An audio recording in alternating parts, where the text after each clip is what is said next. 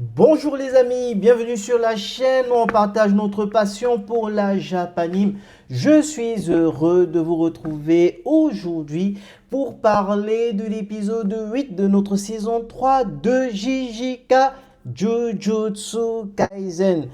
Un épisode riche, les amis, un épisode riche. J'ai excessivement apprécié tout ce qui a été mis en œuvre dans cet épisode qui nous fait avancer dans la traque meurtrière. Mais surtout, on n'avance pas juste avec nos acteurs principaux, on entre dans la vie de toutes les personnes qui sont dans cette traque. Oui, on apprend à découvrir de nouvelles histoires. On n'a pas juste un cheveu qui tombe dans la soupe. Non, on nous amène dans une histoire et on la suit jusqu'à revenir sur le sujet principal qui est notre traque meurtrière. On découvre donc dans cet épisode deux nouveaux personnages qui se ressemblent.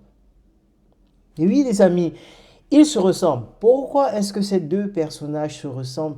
Parce que quand on évolue avec eux, on se rend compte que ces deux personnages qui aiment cette traque meurtrière. En tout cas, les deux trouvent leur compte dans la traque meurtrière.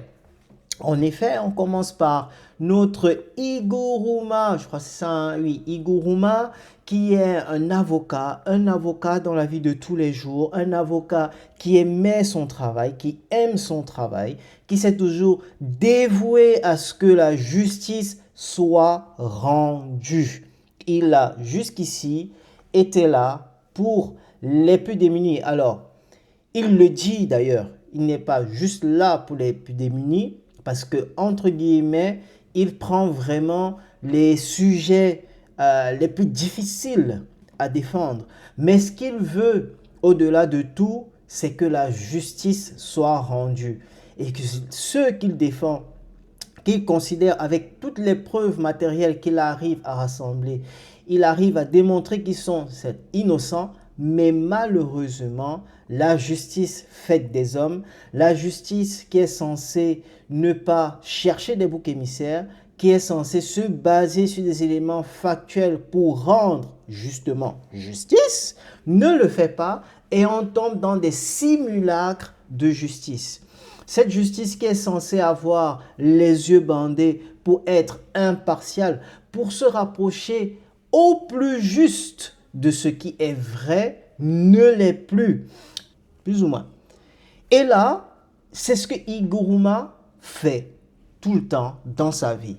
Et malheureusement, même quand il arrive à démontrer que ses clients sont donc innocents, d'ailleurs, il y a un de ses clients qui a été, parce que je pense qu'on a montré que deux clients, il y a un, même si dans l'œuvre on nous fait comprendre, dans l'épisode on nous fait comprendre qu'il a perdu plusieurs procès, mais le dernier procès qu'on nous montre, il gagne en première instance.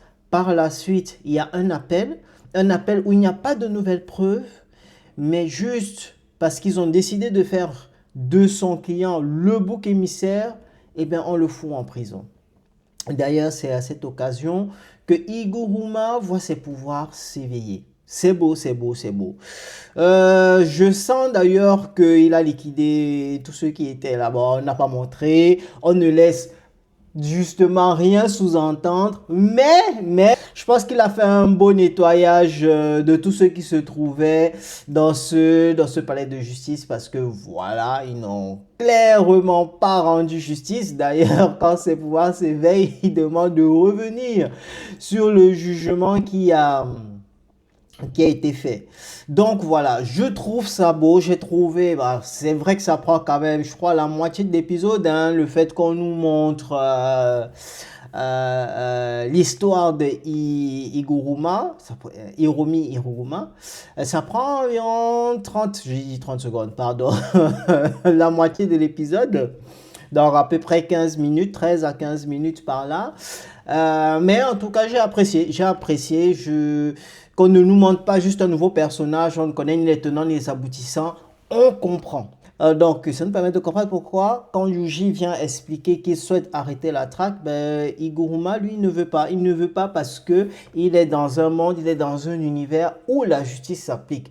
La justice peut être imparfaite, mais elle s'applique à tous de la même manière. Ce qu'est censé être la justice, elle est censée s'appliquer à tous de la même manière.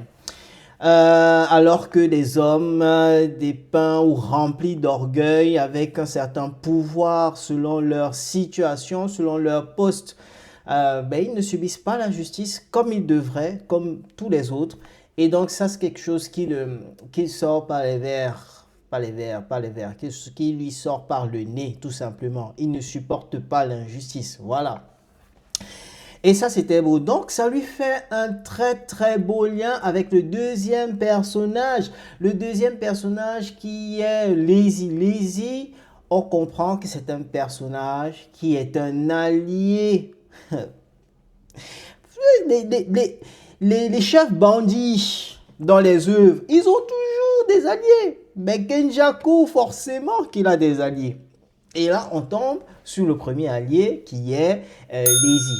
Et Lazy, bien sûr, il met en déroute pour l'instant ce qu'on pensait de la traque, qui serait que ce soit pour éveiller une nouvelle espèce dans le monde, puisque les exorcistes, en fait, s'il fallait utiliser le pouvoir des exorcistes pour éveiller un nouveau type de population, eh bien lui met cela en doute parce que d'après les règles, en tout cas, quand on entre dans les barrières, j'en ai un nombre de barrières limité, autant pour moi, les joueurs doivent s'entretuer, donc forcément ça diminue le nombre de personnes qui sont donc éveillées et qui ont le pouvoir d'exorciste. Et en plus, si on veut utiliser des exorcistes, il faudrait que tout type d'exorciste soit.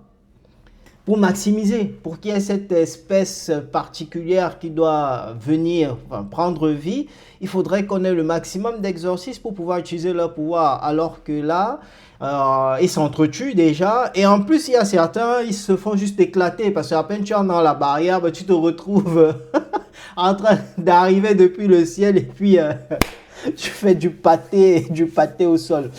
Donc, pour lui, Kenjaku a une autre idée en tête. Et il serait donc intéressant de voir qu'est-ce que c'est. Donc, c'est beau. Et il voudrait donc recruter Megumi. Mais Megumi n'est pas là pour ça. Megumi, il a besoin, lui, son objectif, c'est de sauver sa sœur. Donc, il a besoin que les règles du jeu soient changées. Ce qui, je pense, ne va pas aller dans le sens non plus de Lazy. Parce que pour l'instant, on ne sait pas encore ce qu'il désire. On sait qu'il veut recruter Megumi. Et on comprend qu'il est un allié de Kenjaku. Donc voilà. Par contre, la différence majeure entre les deux nouveaux personnages que nous rencontrons, c'est que notre cher Lazy, lui, il est conscient. Il est conscient du fait que cette règle qui a vocation à faire perdurer la traque meurtrière est un prétexte en fait. On ne connaît pas le plan A de Kenjaku, mais lui, il en est conscient. Par contre, de son côté, comme il s'appelle, Iguruma, lui, il n'a pas conscience de ça. De fait, lui, il voudrait que la traque se poursuive et donc il ne donne pas son go à notre Yuji. D'ailleurs, dès qu'il ne donne pas son go, Yuji va utiliser la force. Voilà. Donc très bien, ça laisse une belle intro pour le prochain épisode. On va voir les deux s'affronter. En tout cas, ce qu'on peut dire, c'est que Iguruma, qui a pris une bonne partie de l'épisode, lui, il est content de ce qui arrive. C'est du pain béni pour lui. De son côté, du coup, il est fort. Il est fort parce qu'il a déjà 100 points. 100 points, je pense que c'est combien d'ailleurs? Je pense que c'est 5 points que l'on gagne, non, par exorciste tué. Si je ne me trompe pas. Donc ça lui fait une belle paire de cadavres quand même déjà à son compte. Donc j'espère que notre cher Yuji est bien prêt à tout donner parce qu'il va falloir être bon. Parce que même si il vient de s'éveiller, il vient d'avoir ses pouvoirs, mais il a déjà un bon nombre de points à son compte, donc il va être redoutable. Et il doit être très très fort intellectuellement parlant. Alors, juste une petite parenthèse, quelque chose que j'ai beaucoup apprécié, que l'auteur nous a dépeint, c'est comment il s'appelle? J'ai pas son nom, le deuxième client d'Iguruma, qui en première instance a vu la justice donner raison à Iguruma, et par la suite, il voit qu'on prononce l'inverse de la sentence, c'est-à-dire qu'ils sont repartis en appel.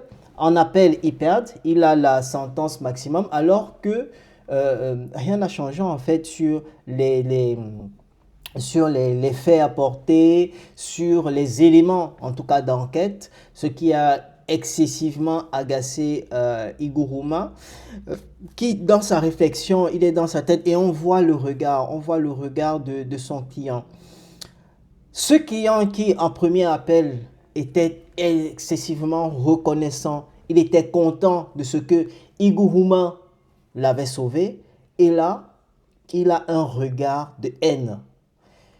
Ça montre à quel point l'être humain, selon les situations qu'il vit, peut à la fois vous adouber, vous apprécier, et tout de suite après, vous détester. Cela, c'était vraiment un regard de dégoût, de détestation, quand même.